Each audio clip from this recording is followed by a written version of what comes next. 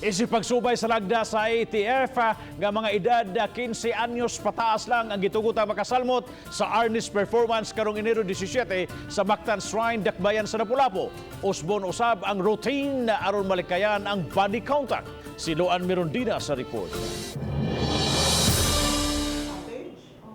Gipahibaw ni Dr. Ronald Ferrer, admin officer sa DepEd Lapu-Lapu City, nga isip pagsubay sa lagda sa IATF. Ang mga tinunan lang nga nanag-edad og 15 anyos pataas ang tugutan nilang makasalmot sa Arnis performance karong Enero 17 atol sa 100 days countdown to the 500-year celebration sa kadaugan sa Mactan. Sa nahaunang plano, alang sa naasong programa, adunay 20 ka mga tinunan ang mo-perform og Arnis routine ni anang adlaw. We also propose that some of our teachers will be joining because we have also teachers who are arnista.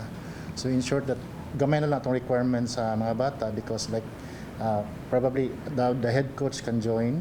Ang kato po iya mga junior coaches niya. Matod sa Arnis coach nga si Jonel Pipito, gipaniguro usab nilang walay body contact atul sa maong pasundayag. Pwede ra gid nato i-present ang concept sa Arnis pinaagi sa anyo lang or actions lang kata nga na-maintain gihapon nato ang distance sa mga players. Samtang gipahibaw ni Tourism, Cultural and Historical Affairs Commission Chairman Cindy King Chan nga 50% ng andam ang nakahanay nga mga kalihukan sa Enero 17. Ganiha, usa ka coordination meeting ang gipahigayon aron sa pag-finalize sa ipahigayong seremonyas ni anang adlaw, partikular na ang pagpakayab sa bandera sa nasod.